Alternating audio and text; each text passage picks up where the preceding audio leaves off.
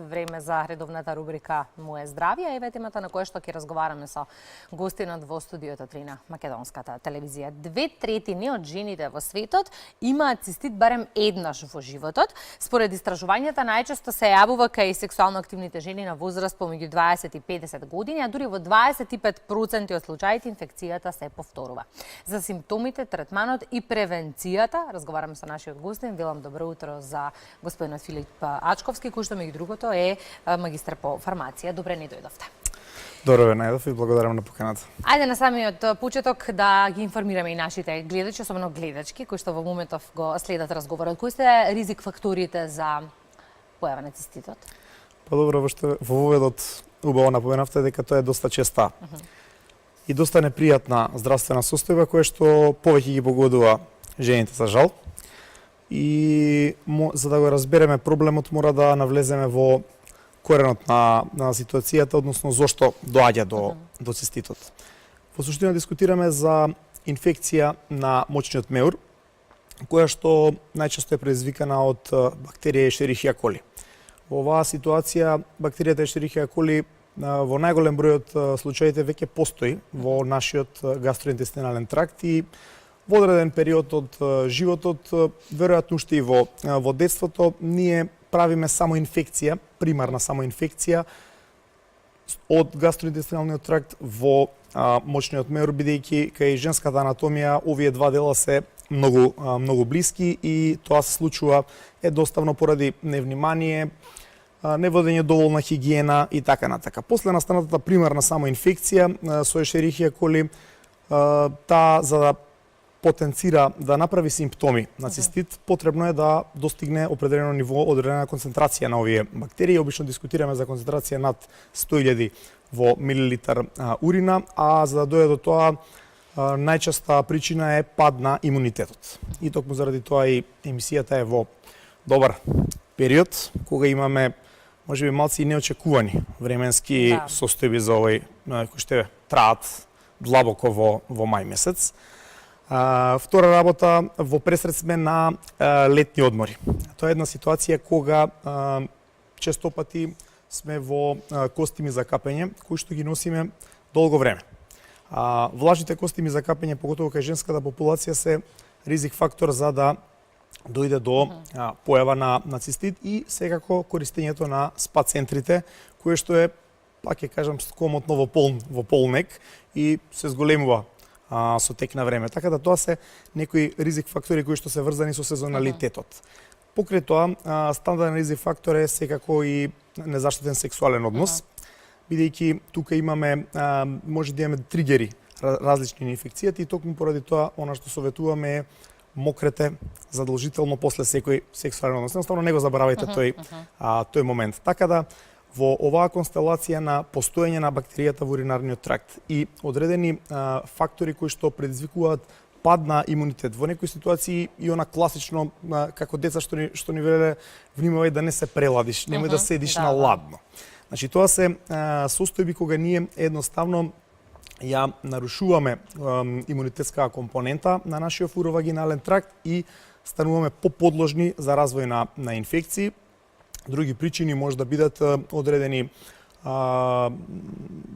конкретни инсертирања, зборувам се и кај машка популација, не знам, катетеризација и така натака, ситуации кои што можат да го тригерираат или некои камчиња кои што ги имаме од бубрезите, кои што се спуштаат надолу и така ја оштетуваат слузницата. Така да, тоа се склоп од фактори кои што може да влијаат на појавата на цистит. Веројатно најдобро е превентивно да се делува, меѓутоа препознавањето на симптомите, еве доколку не делуваме превентивно, препознавањето на симптомите е особено важно во процесот на препознавање на болеста, инфекцијата и третманот на истата. Кои се симптомите кои што не смееме да ги занемариме? Апсолутно, значи за да соодветно се истретираме или да превенираме во поснежниот период, мора да знаеме што се случува, односно брзо да ги препознаеме симптомите. Во принцип, пациентите со цистит имаат неколку типови на проблеми. Пред се дискутираме за проблеми со самиот процес на мокрење. Значи, они имаат нагон за мокрење, меѓутоа тоа оди тешко. Со болка и успеваат да измократ по нивните коментари само 2-3 капки. Во некои случаи имаме и појава на крв во урината. Мокрењето е проследено со печење, а во други ситуации печењето е присутно и кога не мокриме. Истото важи и за машката популација, така да тоа се проблеми од еден тип. Вториот тип е проблеми од значи неможност да додржиме до тоалет. Значи доаѓа до иритација на целиот овој сегмент, па ние едноставно сме инконтинентни во тој период и измокруваме без наша волја одредена количина. Карактеристични се исто така и супрапубична болка и така натака веднаш над срамната коска. Урината добива непријатен мирис и е заматена, можеби и токму поради појавата на еритроцити во неа. И едноставно тоа е една ситуација која што жените кои што еднаш ја имале, бидејќи рецидивите рековме се чести, веројатно ќе ја препознати сами без да повторно ја дијагностицираат. Меѓутоа за да се потврди дека навистина станува збор за цистит, сепак треба да се направат лабораториски анализи на урина.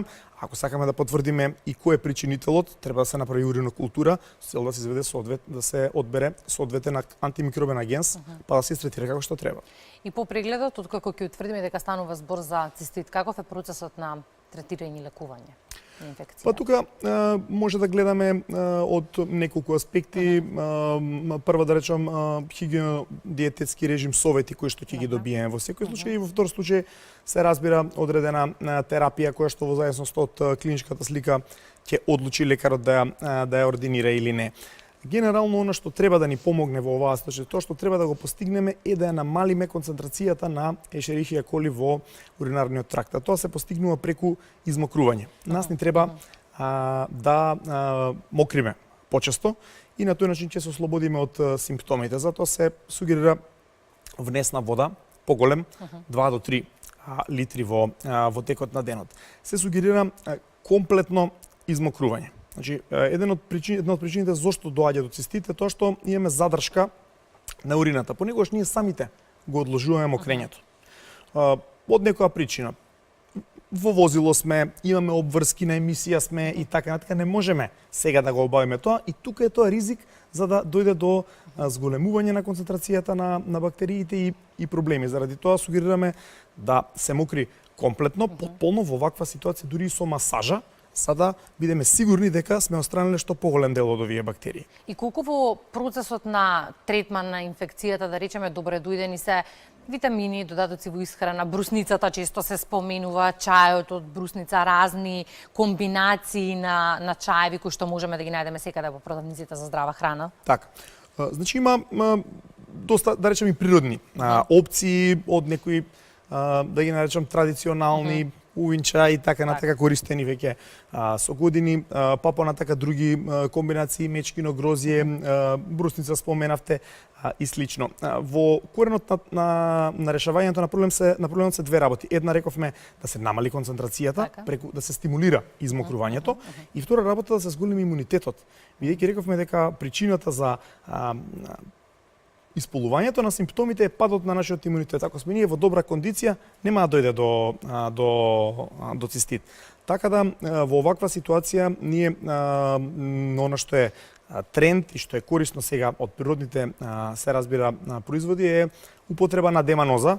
Че зборуваме за еден едноставен шеќер, многу безбеден, 30 на години веќе се користи во светски рамки, а кој што е во суштина активната компонента на брусницата или сокот од брусници, зашто е тој ефикасен.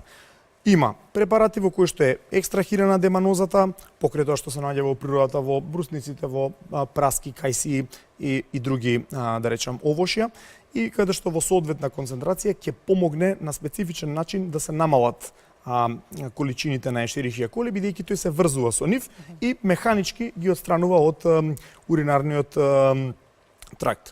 Во смисла на зголемување на имунитетот, корисно е да употребуваме витамини од типот на витамин С, витамин Д, стандардно олигоелементи како цинк, кој што е многу корисен за засилување на нашата одбрана, користење на соодветни пробиотски компоненти кои што се добри за целокупното наше здравје, бидејќи 80% од здравјето ни е во гастроинтестиналниот тракт и рековме дека инфекцијата од тука настанува, значи ние треба да ги држиме концентрациите на Ешерихија коли во гастроинтестиналниот тракт на ниско ниво за да ризикот за преод во мочниот меур биде мал и се разбира други комбинации од тип на бета-глукани и така натака. И разговорот ќе го завршиме со се чини најважното прашање како да го превенираме. Сево, ова споменавте период кога имаме промени во време, доаѓа период на годишни одмори, како да се заштитиме? Во прв ред е важно да одржуваме добар имунитет. Важно е и да одредени хигиенски навики правилно ги извршуваме, па дури и во оваа смисла да внимаваме на малите деца во периодот на нивното учење на основните хигиенски навики. Тоа значи одржување на добра хигиена на раце, одржување на добра хигиена на урогенитален тракт. При тоа тука не исклучувам и не мислам на употреба на парфюмирани средства, тоа е само штета за нас.